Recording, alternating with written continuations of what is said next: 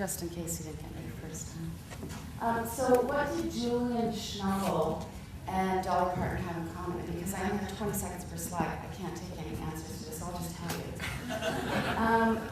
Bad boy of contemporary art, Oscar-winning director of The Butterfly, The Diving Bell and the Butterfly, and Dolly speaks for herself. And you can look at their body of work, and they're consistently authentic over the years. So I wrote a book called Style Statement, art directed by my then business partner, Carrie McCarthy, on finding your authentic self. Your style statement is 2 words that names your essence. My style statement is sacred dramatic, and it's meant to be a touchstone for making decisions in your life, from your website to your relationships. Why do you love what you love?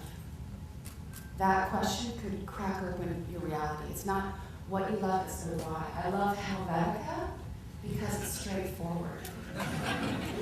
There's no fuss. Who else loves Helvetica?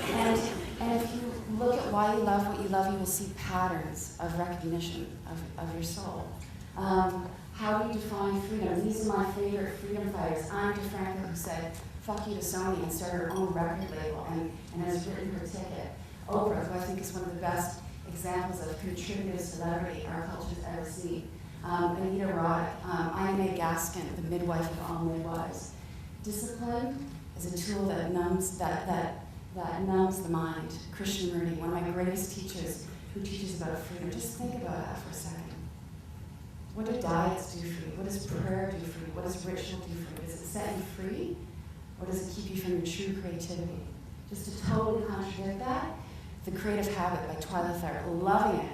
And it's all about the rituals and the habits and the discipline that get you to your creativity.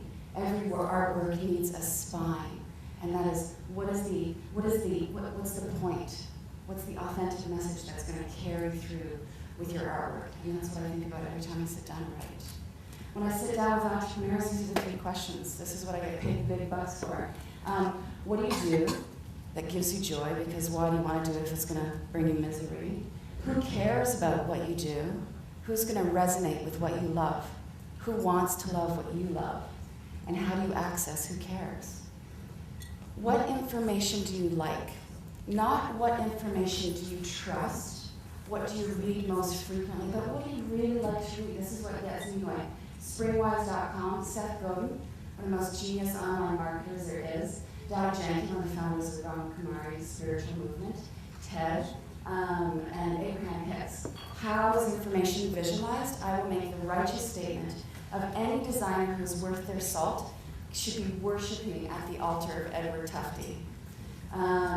Visual explanations, the beauty of evidence, just wonderful stuff about pie charts and fonts and how you really effectively communicate visually.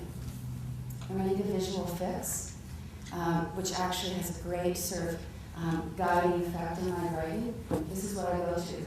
The artwork of Patricia Larson, one of the greatest abstract painters in Canada, who's from Vancouver. Fashion Nation, which is actually up for sale for any internet entrepreneurs. This is the stuff that I read on a regular basis when I need some sort of poetry to fill my heart for. I'm writing anything. Leonard Cohen, who I adore because he thinks women are the way of God. I think that's a great quality in a man. Mary Oliver, What Will You Do With Your One Wild and Precious Life? Rumi, Rilke. These things are always... So change happens, because this is me in grade 1. I fit 2/4 to my front teeth. And change can be forced with braces. It can be forced through hunger. It can be forced through pain. But what I know about change and creativity is it requires pressure. Pressure creates diamonds.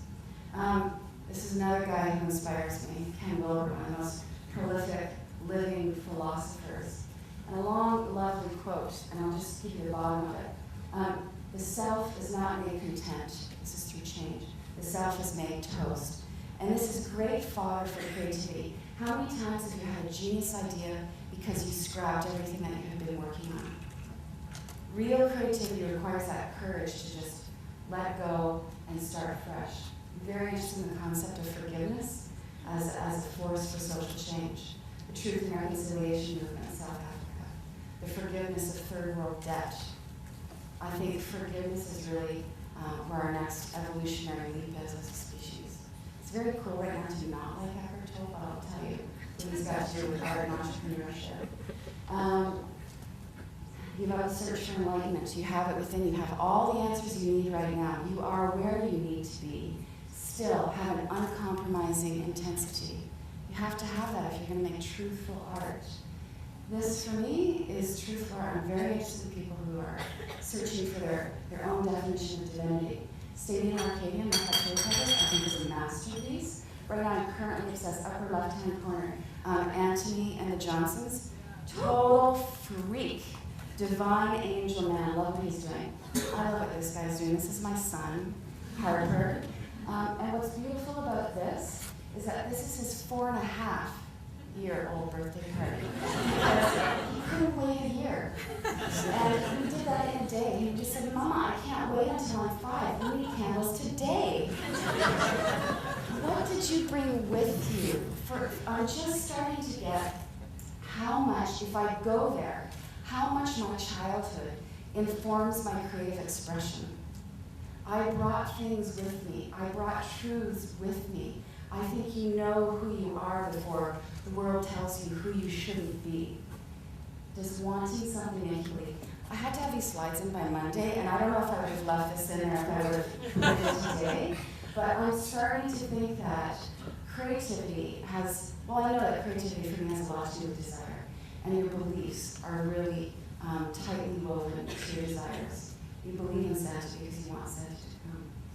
And what is your white hot truth? It's the title of my next book. What sets your heart on fire? Where is that pure spot where you know something to be true? And maybe you don't know.